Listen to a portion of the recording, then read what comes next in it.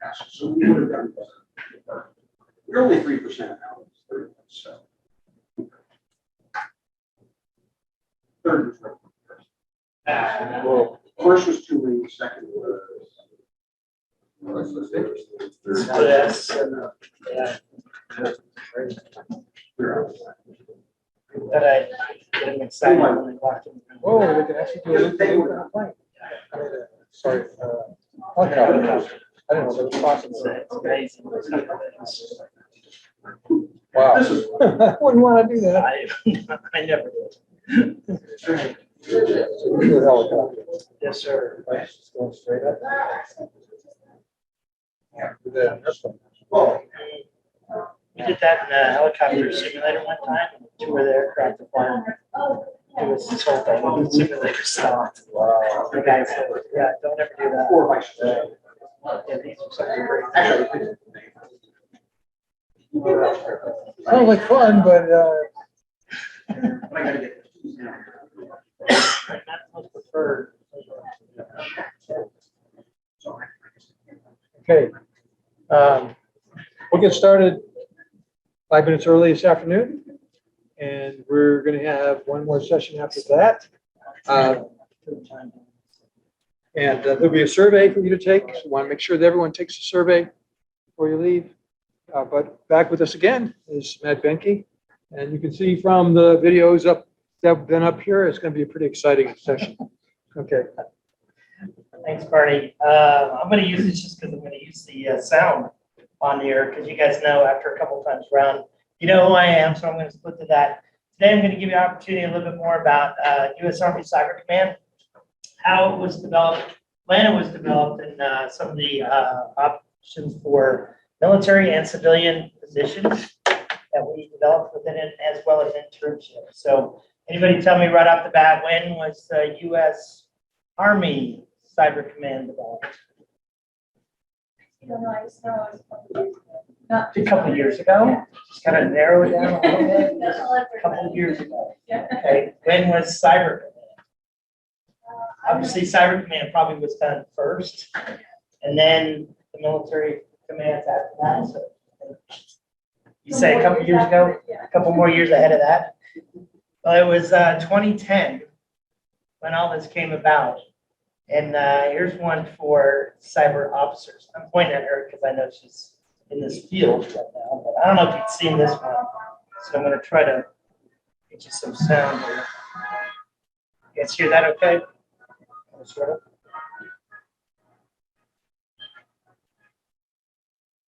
Computer technology has forever changed daily life in the United States. Utilities, transportation, commerce, air traffic control, even the national financial system, all depend on global computer networks. This dependency creates vulnerabilities that potential adversaries can and do exploit to strike directly at the United States and its enemies. This technology has had an equally critical impact on military operations. U.S. Army soldiers and civilians routinely use computers and the internet for every aspect of their work, from handling sensitive information to planning operations or operating complex weapon systems. Unfriendly actors are prepared to disrupt and destroy these capabilities as well. In response to these threats, the Army created a cyber branch in 2014. In operations branch, Army Cyber integrates defensive and offensive cyberspace operations with electromagnetic spectrum operations and tactical units. The Cyber Mission Force hybrid warfare efforts to degrade, disrupt, destroy, and manipulate the enemy. To accomplish this mission, Cyber Branch works closely with the Army Signal and Military Intelligence branches, as well as with Army Cyber Command, U.S. Cyber Command, the National Security Agency, and the other joint services. Throughout their careers, cyber officers can expect to serve in a variety of assignments, from combat mission teams that generate integrated cyberspace effects to cyber protection and support teams that protect DoD networks and provide analytical and planning support, or to national mission teams focused upon competing threats to national level assets and interests. Cyber officers possess a special blend of skills, knowledge, and behaviors. Their unique talents help them to succeed in any mission.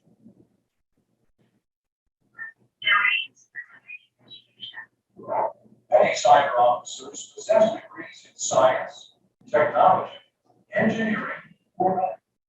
While these are most important, the cyber branch demands expertise in other areas as well.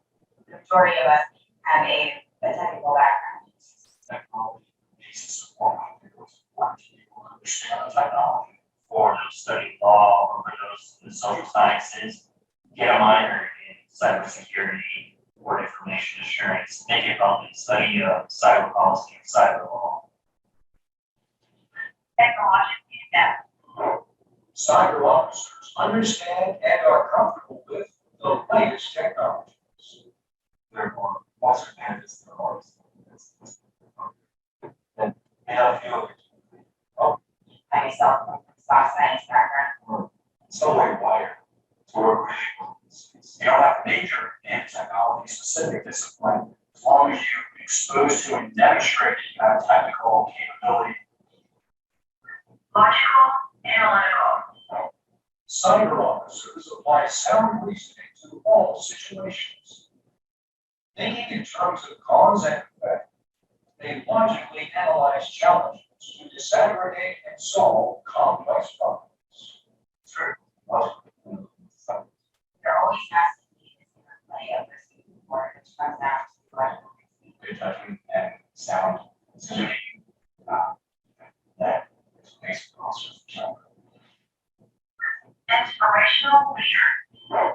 Skilled in developing appropriate relationships, cyber officers are expert at motivating soldiers, warrant officers, and civilians to work harmoniously towards desired outcomes. I think that's what your challenge inside of you were. In my spot, I had a junior in COs, senior in COs, as well as warrant officers and permanent Army civilians. Being able to get people to work together, having that influence, kind of shape where this big group of people are, focused on missions that is extremely important. The diverse spectrum of situations cyber officers face requires them to seek and devise creative and insightful solutions and to lead change. Right. Also, certain people that all have that mindset, that all value innovation. It's very much technologies. It's not lots of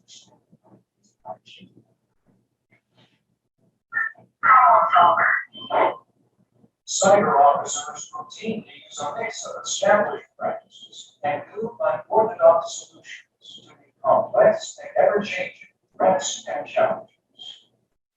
no stress. Sometimes in engineering or math solution, sometimes in social science solution, sometimes in humanities solution. Being able to take a situation and on the fly adjust your expectations, adjust the way that your dynamics in operation is. It's better than my opposite or.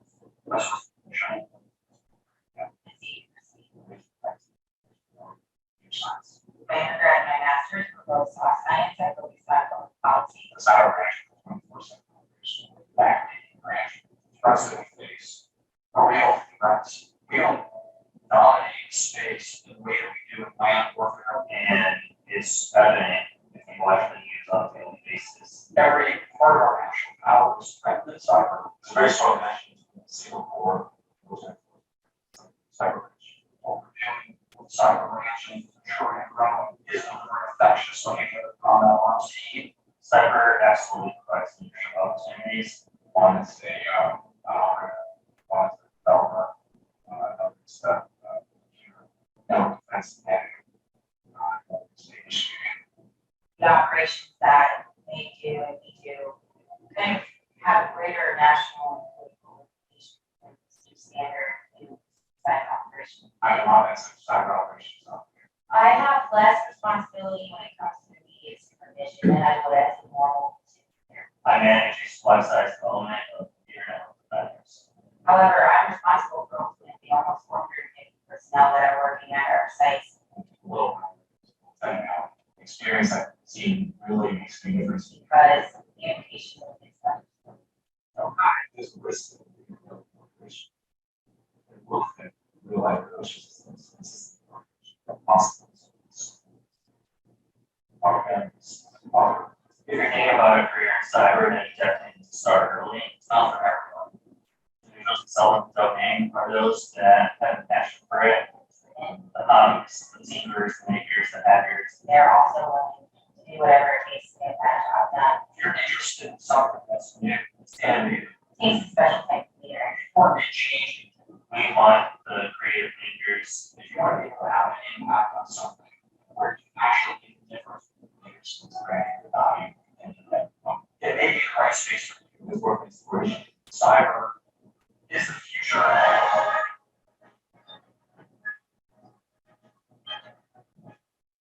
That's it. There we go. Okay, any questions off that? Exciting stuff? No, at least for a couple of years. So does everybody think we're winning the cyber war? Nope. Stopped. Anybody think we're winning the cyber war that's going on? Since we'll always lead with an icebreaker. That was a heavy one. Yes, sir. I think it depends. Depends on what. Well, we don't know as the citizen population to kind of claim this and stuff that, you know, all the alphabet agencies are currently conducting that we don't hear about. Typically when civilian targets are hit just by virtue of it being plain as day invisible. Yeah, we talked about an act of war. We know when ships cross a certain line that that's an act of war against our ships. We know when tanks go against our tanks. When there's cyber activity, how do we know when that's actually a triggering event that causes the act of war that we're actually engaged in? And how is that going to be to the point of what we should be doing in cyberspace? So putting that in context, we think we own the skies over most of the world. If there's a problem in Iraq, Afghanistan, one of our first things is superiority over the air. So then the Air Force goes in and takes cover with that. We do the same thing in the seas with the Navy. We had a Navy guy there before doing that. Cyber is the same thing. So when it was stood up, the command vision was to achieve and maintain cyberspace superiority. So it started in 2010. You think we are doing it? 2022 right now, 12 years later. Are we superiority? I don't know. One of the big things of that is ensuring that we have that right to achieve that and influence the adversary behavior. Are we doing that? We understand what our adversary actually is going on. Deliver strategic operational advantages for the joint force and defend and advance our natural interests. There's a pipeline in the southeast of the United States that goes up the eastern corridor of national interest. I would say yes. When it shuts down a lot of our major resources that's going on, we talk about our grid. We talked about a lot of things that have been happening, especially our energy sector, things there. Is that defending our national interests? And so wouldn't that be a triggering point that says, hey, Cyber Command, what are we doing about this?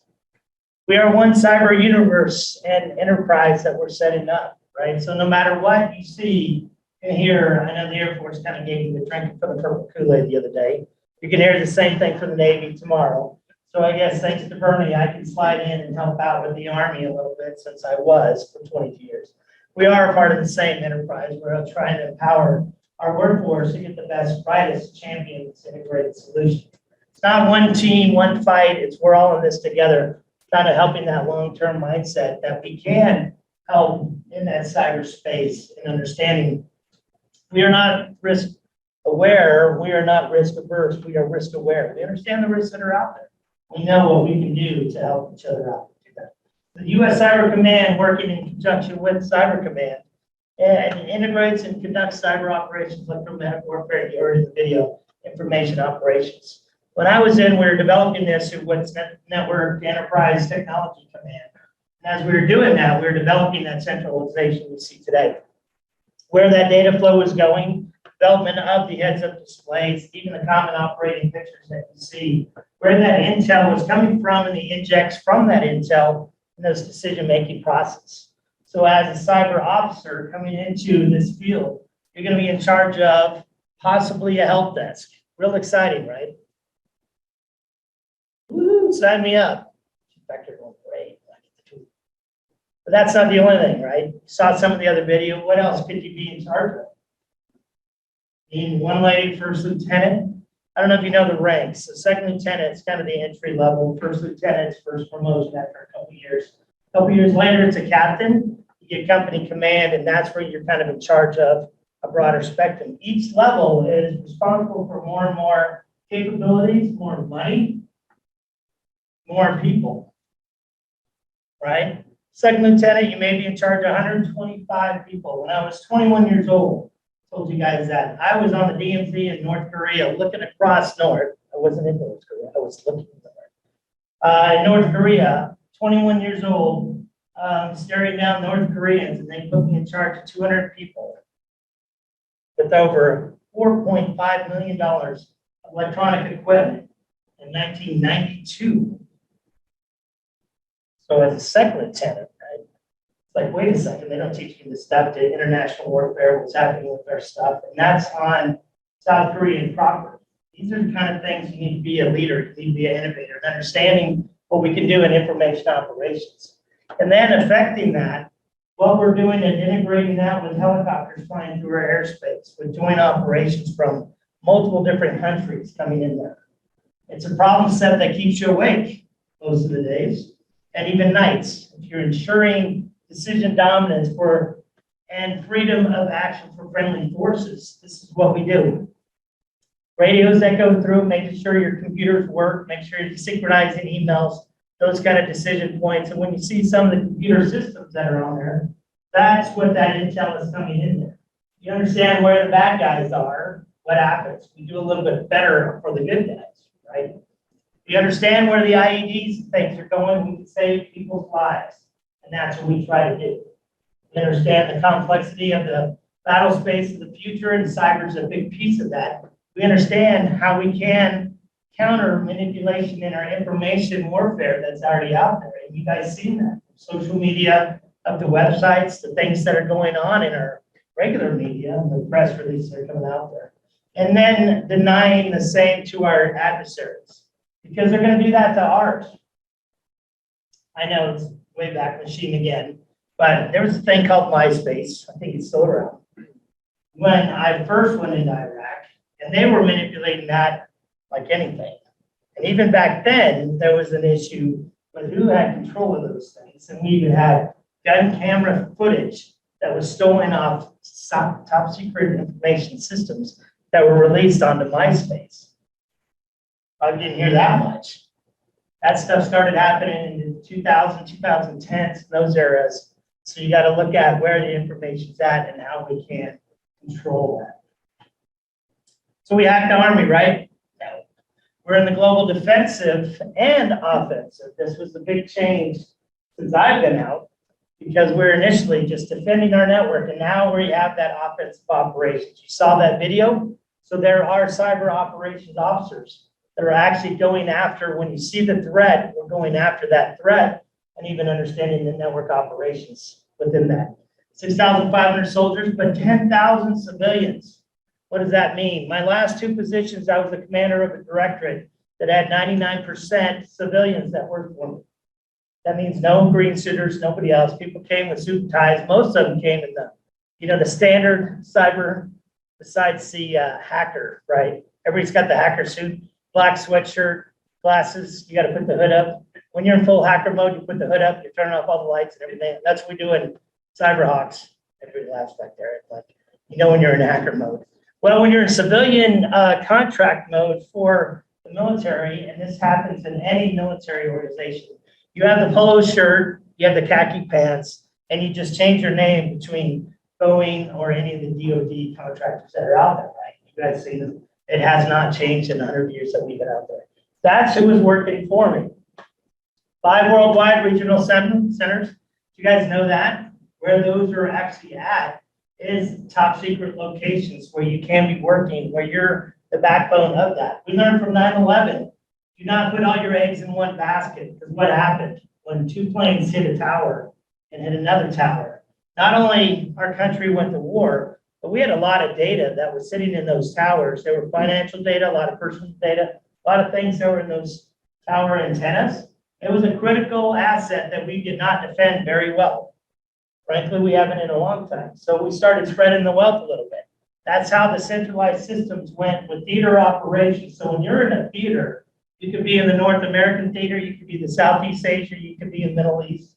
You're going to be in charge of, or be possibly one of those in charge of the regional cyber centers with teams with 41 on the active force. This is supplemented by the National Guard and the reserves you guys heard of from Fairchild Air Force Base, places like that, and those that we're going to see tomorrow. 21 additional are built in with the reserve, but also we mentioned a big highlight, don't forget the legal side. Because no matter where I went as a commander, no matter where rank I was at, I always had a lawyer standing next to me. Why is that? Sir. There's certain things certain members of certain organizations can and can't do, and sometimes your lawyer will say, hey, we need a guy from North.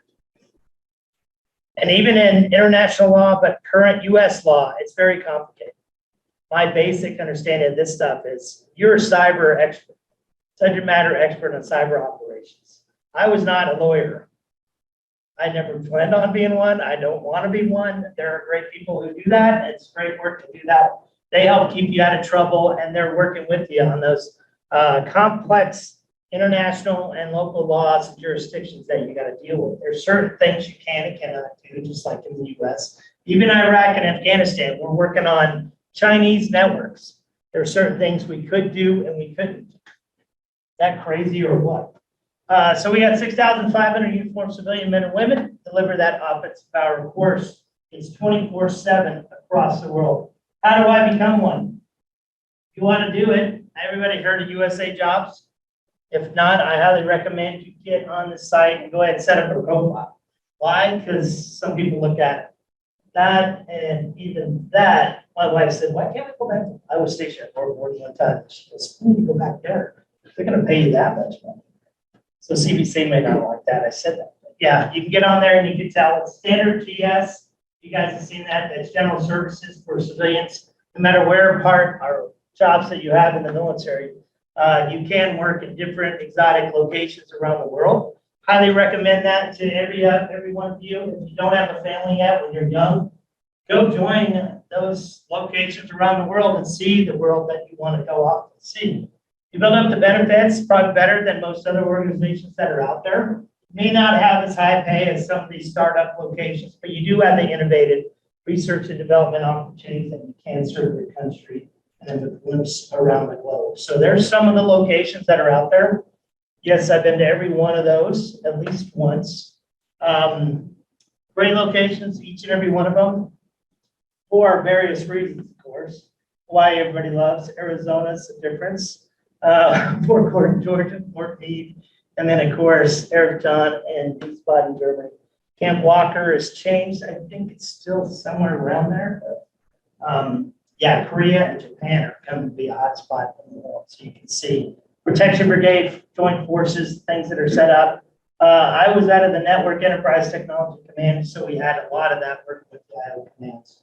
So what is, anybody know what the MI and the IO command stand for? No? Sir? Input output command. No? Information operations and military intelligence. I didn't want to go any heat. Yeah, input output close. Your information operations helps with cyber in that aspect, right? So on the military side, I know some of us have seen this, and even in the video, need to defend the network. So we need to have cyber and electronic warfare officers. In the past, you've seen this before. That's the RF signaling we talked about. That's why we went into the SEL the other day. And that lab was very cool, because I've been in some of the stuff that did that electronic warfare with some of the officers that are actually on the front lines. You probably heard about Ukraine being using RF signal jammers right now, and some of the things that they're testing against munitions, counterfire, helicopter stuff is being thrown off course because of the RF and the electronic warfare that's going on there. Talking about cyber operations, again, not just a help desk, you're going to be looking at information operations with several of those we call the Star Wars buildings that are set up, that you have the touch screens, you put it all together. I ran 2 of those for a guy named General Contreras and a couple others around his level, that you make sure all those decision makers have the right information at the right time to make the best decision. Cryptologic intelligence, what do you think that does? What that person would do? Sorry. Scared hashes. Hashes, one of them. Yep. What else? Kind of gives it away the name, right? Think you being ComSec, you used to do some of that. Communication security, you do the encryptions, you do all the things, not only helicopters, things, warfare, so you're doing it on the fly, multi-factor authentication. You're doing things for just in times, and you send it out over a 2 meg switch, if not a VHF, UHF, and a Fox mic, if you have the range and the antenna to do it. And that's where you coordinate some of that effort within it. What about network defender? Kind of give that away. What do you think some of the job skills would be in the network defender? What did we hear about today? Just the last hour.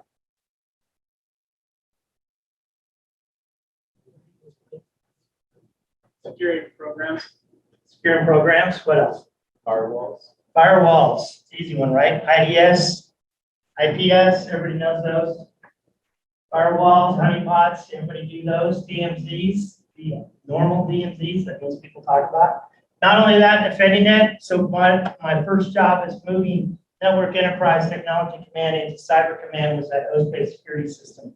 And that's the host base where each one of the devices went ahead and pushed the defense against the network and did that defense in depth that we are calling with the IPS and IDSs. There's over 5,000 different locations around the globe. We think that's a solvable problem that we can defend the network. You think it has been defended? It has? Why does the Army have a bug bounty program? Go back to the- Yeah, So the 0-day exploits go to them instead of the enemy. there you go. That's part of it.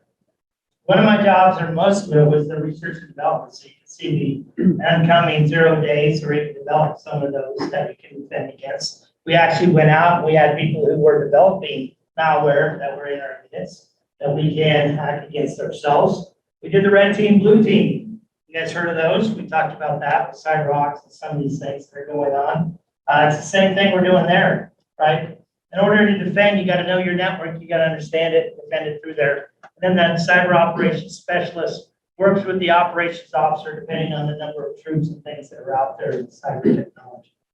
Need cyber warriors. So of course, the number one goal on anything is we need to have more acronyms on this planet than anybody else, right? So it is your job when you leave this workshop to add to the acronym list in the whole world, if you can at any point. Remember that, okay? So what is the CySER program? Another question.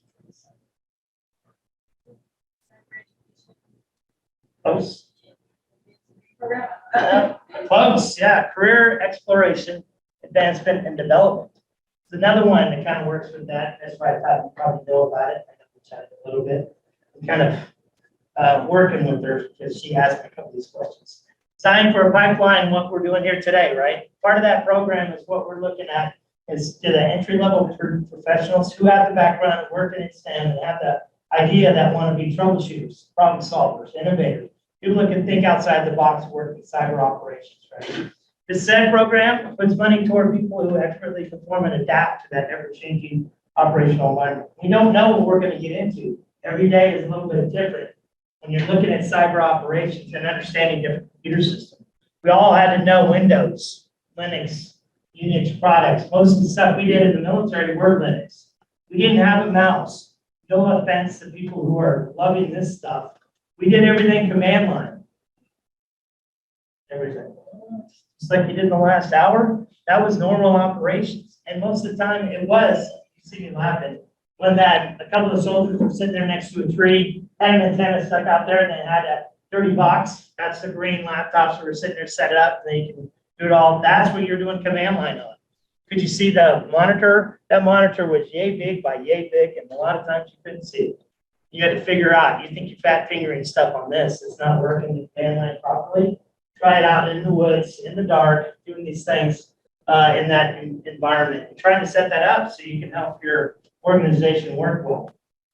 Set program offers an internship, but also some workshops as well. Happy to coordinate with you 8 to 10 weeks with fellowships on a 2-year thing. This works with not only cyber operations, but also the NSA at Fort Meade, Fort Belvoir, some of the locations around the DC area. They work with a lot of the ROTC units throughout the country, which is why it's great having CySER here, because that totally flows into what the Cyber Warrior program looks like there.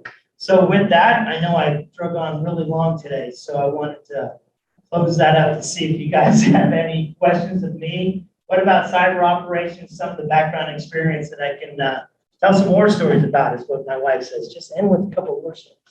I won't do the dad jokes. What are your questions? I know you got a couple. Well, what's the coolest thing you've done or seen from cyber? If I told you, I'd have to kill you, right? I think When- everything. You have to do that? No. I tell you, cool. Sometimes the cool ones are, I never had a job that actually had a window. That means anything, some people. You never knew when it was sunny outside. You go in the morning, come out at dark. And a lot of times I went in elevators or staircases that went down, never up. Give it a hint there. Most of the time it was 2 or 3 floors below. Sometimes we didn't know how far below we were going. And that was for the Army.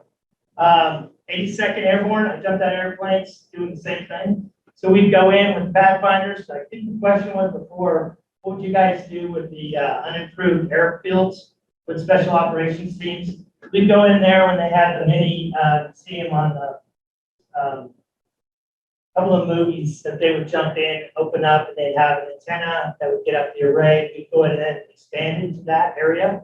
And then from there, we'd go ahead and put up radar dishes. We do kind of expansion on that as tactical operations centers.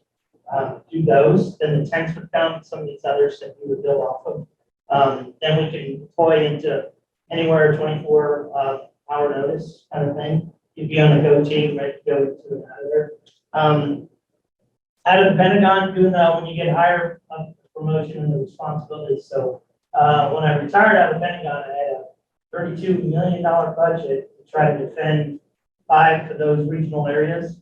And I had 90% of the civilians working for me. It was kind of cool. But we had to fly anywhere in the world whenever there was an outage or whenever there was a problem that was set up and we didn't know how long we were going to be. So it could be Hawaii, glamorous on the beach, but you're stuck in an air conditioned. It always is air conditioned because computers have to be environmentally checked. But you could be in those areas, be right next to a beach, working on major servers that are doing a real world mission that has to do with joint operations, where it was sea, land, and air. California one time worked with the Navy on the Aegis cruisers when they were getting the upgrade to the high-speed internet tactical systems that they're going to integrate with the Army. And so we were on the go team of research and development on kind of this high-speed connectivity between ship to shore. And so we'd fly out to the ships and do all those kind of missions. And I tell people who are young, always volunteer for any opportunities when life presents itself. So the door of opportunity would do that and say, go for it. You never know what's going to happen. You're going to have a great time, and a lot of stories to tell people as an Army person. I've been on a lot of ships. People are like, why didn't you join the Navy? I was a lifeguard at college. I don't like swimming after that. I don't swim in the big ocean. So, but what else? What other questions you got? What helped prepare you? I mean, we were in charge of so many personnel right after we graduated. Was there any ways you would recommend taking that on? I would probably be in the same position. Yeah. Any advice? Yeah, be confident. The training will kick in. And even though, I know we talk about it. As a second lieutenant, you're 21 years old. I had 3 warrant officers who've flown 14 different types of helicopters since Vietnam War and had more time in the aircraft than I was alive. And I was in charge of them. And they're looking at me, all right, sir, what do we do? You got to make a call and be a decision maker. You got to be that leader that takes in the decisions that's going to have the best opportunity for everybody in the organization to go ahead and complete that mission. Training, you get an ROTC, it's the best. And you go in the officer basic course, officer advanced course, teach you red right. I know now it's not officer advanced course, square, captain square course, I think, some of those things when you get up to your captain level. I tell people I didn't really like college as much. I'm not a big studier. I wasn't, but I went into more schooling when I hit Desert Storm than I ever did in the 21 years. I think I had more certifications, more stuff in schooling, CIO certifications through some of the national defense universities, MIT, taught by a lot of people that you're going to run into. That's the other thing the military offers. You're going to work with DARPA, you're going to work with Harvard, MIT, and it's all going to be free. And the Army wants you to keep up your skills to do that. They offer all these positions out there. Same with the Navy, same with the Marines, the Air Force as well. We all work side by side through depending on a lot of the strengths. So whenever there's opportunity, go for it. Any other questions? What other questions? James. After that, rely on your NCOs. You've got experience, they're there to help you. Yep. Listen to them. That's the key. You know, it's a team for a reason. What other questions? How do you get into those type of jobs? Do you test for that? The civilian ones, not so much. No, but if you join the army, someone join the army, how do Yeah. you get to shoot? Yeah, you go through, at least through ROTC, you got to earn it. So I ended up the top cadet out of the state of Washington with the scores between the physical part. You get leadership challenges when you get, I think you said you're MS1? Yeah. Okay. By the time you go to basic between your MS2 and MS3 year. So that's your sophomore, junior year at college. They grade you at basic in the leadership roles, and what you get, you come back with a 5. That's the top one you can. You only give out like 10% when you're at these camps. And then you get awarded Airborne, Ranger School, and these others. So I got awarded some of those while I was a junior in college. So I got to go to some of those. And then the opportunities came up as a senior when you come back. You then are a cadet battalion commander or a cadet regional command. So I was at Eastern in charge of Eastern WSU, and we were in charge of the different regional commands in the state of Washington. So then you get that higher level of leadership experience, even as a cadet. And then you can grade up, or they evaluate you and doing things across the nation now. So you do a lot with Gonzaga, Eastern, WSU, U of I, kind of the regional Northwest. And then you go to different challenges. They have the Ranger Challenge, different things that I don't know if it's still on some, yeah, probably modified them. But they have the cyber challenges for all the cyber cadets and different things that you can do. And each one of those you're getting evaluated on leadership skills, communication skills, focusing toward mission accomplishments, listening to your NCOs, tying together the team toward a single vision, and even writing reports. I know we talked about documentation being that. Yeah, you have to know how to write a report, spot report, op order, and those things are presented as well. So, yeah, great question. Any other questions? Yeah, you never know. So started out as a helicopter guy, and even then they want a technical background. As we were standing up U.S. Army Cyber Command, they didn't know which military operational specialties they were going to pull from. So we literally had people that were technology stuff from infantry, the armor, field artillery, and a lot from the aviation side, because we were already developing a lot of the heads-up displays. Some of these glass cockpits were coming in already. And then we were integrating those into cyber commands. Yes, sir. As an officer, is your service contract the same amount of time? No, it's different. And again, it depends. With enlisted, you can go 2 years, 4 years, 5 years, and then you can re-up different times. Officers, they can. So I went through when it was the downsizing after Desert Storm, one of the first ones that we cut almost 45% of the force because Desert Storm was over. We didn't want a big active duty force. So each level of promotion, we cut almost 20 to 30%. Nowadays, I think they're trying to keep people in. So it depends on the times, years, and where it's at. But yeah, most of the time it's just getting further promotions and stuff and evaluation up there. But if you get high enough scores out as a cadet, you get an opportunity to get regular Army and then indefinite. So I could sign up for 2 years, I could sign up for 25, depends on if I can meet the gates, the promotion to the next level. So then it kind of goes, as a captain to a major and then all the way up, meeting the school requirements, physical requirements at each level. And they're all a little bit different for each services too. Great question. Yes, sir. And the downside is compromised, so are we recovering? Discuss the impact of that. I remember that in the early 90s. For which again? Say the first part. I missed it. Has the downside been compromised? Oh. Our fairness? I think it did initially. Anytime you see that ebb and flow coming after World War II, we did the same thing. Vietnam, we did the same thing. We kind of cut down. And then we try to ramp up for the next war. Right now, we're into that ramp up area, but in the budget, we're already seeing cuts in all services. I do think it's hampering us, especially where we're pulling in.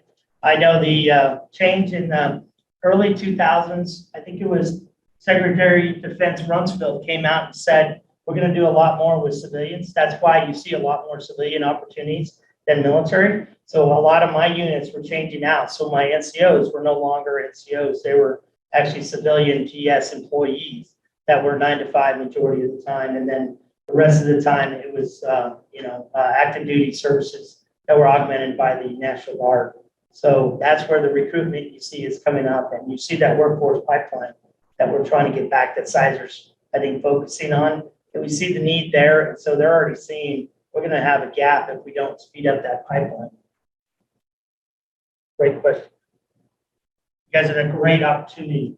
If you haven't heard that from all of us, not that we haven't seen this when we were kids, but the internships and the things that are out there, the benefits that are out there, can't tell you enough. Again, reach out to me throughout the rest of this workshop, and I think I've exchanged some emails with some students. So if you have any questions, even after, happy to give you my perspective. You're going to get one from the recruiters. Like I said, you're going to get the one from the Navy tomorrow, kind of like the Air Force one, but a little bit different. But you're going to get all that kind of stuff. I tell everybody, I'll answer all your questions, tell you the good, the bad, and the ugly. How good it was, how bad it was, and even some of the ugly pieces in there. Having served 22 years, gone through combat 3 or 4 times, you get that kind of impression of what you would end up doing, and also that realism of how many deployments you go on versus where you're at. I mean, in the first one, Desert Storm, we didn't have internet. We had to wait 3 hours just to get a 15-minute phone call at a telephone bank. I know you guys don't remember that, but that's actually, you put in coins in a little thing and you pick up the phone and you can call over St. James Class. And we had little cards that you could actually call stateside. Yes, that happened. We still got cards and stuff, letters. So 20 years later, when I went back to Iraq for the last time, we had internet as your number one. We were doing the FaceTime feeds. It changed a little bit since I was in different pieces. But what other questions? I know you got a ton of them. But I don't know what to ask. I don't want to take up everyone's time asking, but I can ask them. Okay, no worries. Any other questions for anybody else? So when we started CySER, one of the things they told us was the next major conflict was going to be a cyber war. Yes. And so obviously it's going to be a major component. What we see in Ukraine is kind of a mix. I don't know. You see conventional forces kind of decreasing, cyber increasing. Yeah, I would go back to when we look at, so the military teaches multiple dimensions of the battle space. So you have the air, land, and sea doctrine that we were taught to go against at the time, the Russian and Chinese mass armies that were coming at us in the early 90s. Now we're adapting to the new warfare, and cyber is going to be a piece of that. So not only air, land, sea, but cyber is going to be a part of that spectrum that commanders need to understand when we go through what's called the military decision-making process. And in that process, we understand the terrain, the weather, the troops in the ground, our supplies, where the resources are. If we're near landmass or even the sea and the different avenues of approach and de-approach, the main avenues of attack by the enemy, you do this whole red team, blue teaming in this MDMT process. And in there now, I can see that interjection of what is our spectrum, our cyber side of this? What is our opportunities? What is my toolkit that I can put in that tool bag for my decision maker to say, hey, go ahead and use me, put me in, coach, kind of thing. So when we were discussing with General Petraeus and a lot of these things, the discussion from the decision makers were, how many aircraft do I have on standby? What can I get into the fight? How many people are going to go on this mission? What's going to happen for refuel and resupply it? If everything goes bad, which is rule number one, when you have initial contact with the enemy, you immediately got to go into that contingency plan. And what does that mean? Who's our backup? How can we get helicopters in there to get people out of there if it goes really bad? Or do we just level the ground with artillery? Do we level the ground with Air Force? That's the decision-making process that you say, all right, or can we go in there and disable all their cyber equipment? Can we disable their infrastructure before we go in? And we're seeing some of that tactics, techniques, and procedures, probably the easiest, best way to codify that in Ukraine, because Russians used that in Georgia a couple of times. They were developing this when 2014, 2016, those incidents were occurring. Those are already on the map at some of the TTPs that we're anticipating. So when they rolled into Ukraine, we already saw an increase of what was happening. And even my job at the state, we were getting reports from Washington State how we were getting hit on different sectors, and even our governor's office was getting hit with cyber attacks and things going on. Because frankly, the activists, they don't know the difference between Washington, D.C. and Washington State. And so a lot of times they're directing stuff at us just because they think it's the capital in D.C. So you have that kind of going on. But yeah, initial things from what's going on in Ukraine look like they're going after infrastructure. They're going after a lot of their telecommunications. And now they're going to geolocation. If you haven't heard, the president and a lot of his staff don't carry cell phones. They don't carry any digital devices. So they're not being tracked with the geolocations or all their key leaders in the Ukrainian decision process. And I think a lot of their commanders did away with it the first day of the war as well. So little things like that, I think, are going to be very integral in the next conflicts that we're going to have in the next 20 years. Great question. So everybody who's on cell phones, you got to figure out how to do this job without that, without looking up Google when you have it. Because what's the first thing that happens when you're in cyber operations? Your network goes down. You got to figure out how to get your network back up, where your services are, where your connectivity is with those services, where your resources go to. Where's that resource supposed to be? We had backup stuff for our Exchange file servers, where your primary contacts, you can get that operations up and running. And you can do that anywhere you can in the world. And how are you going to power it? Keep the lights on while you're doing it. Fun stuff. All right. Well, thanks for having me again and talking cyber stuff.